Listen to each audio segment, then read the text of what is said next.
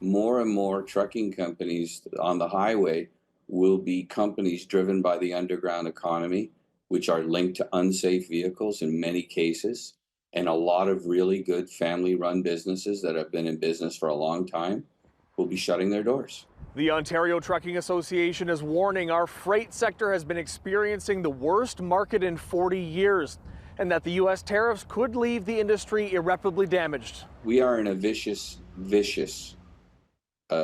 headwind here as a trucking industry, both with the tariffs and the underground economy and the underlying poor economic situation we were in prior to this. The group's president says the OTA ran a survey of the industry after American tariffs aimed at Canada were announced.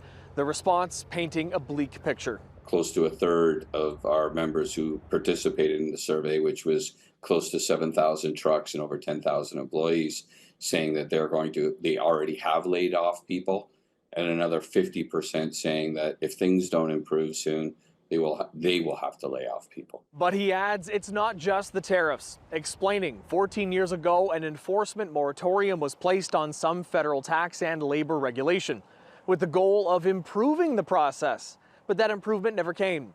And after an almost 15-year pause on enforcement, he says an underground market of carriers deliberately misclassifying employees is illegally undercutting competitors, leaving the ones operating legally with no margin to weather those tariffs. That is the nail in the coffin.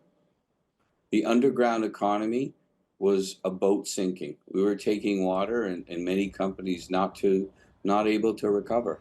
And now with the threat of tariffs and the loss of business, it is the final nail in the coffin. More and more trucking companies on the highway will be companies driven by the underground economy, which are linked to unsafe vehicles in many cases. City News is also reaching out to the Canada Revenue Agency and the Ministry of Employment and Social Development of Canada, who have jurisdiction over the regulations at issue. For City News, I'm David Zura.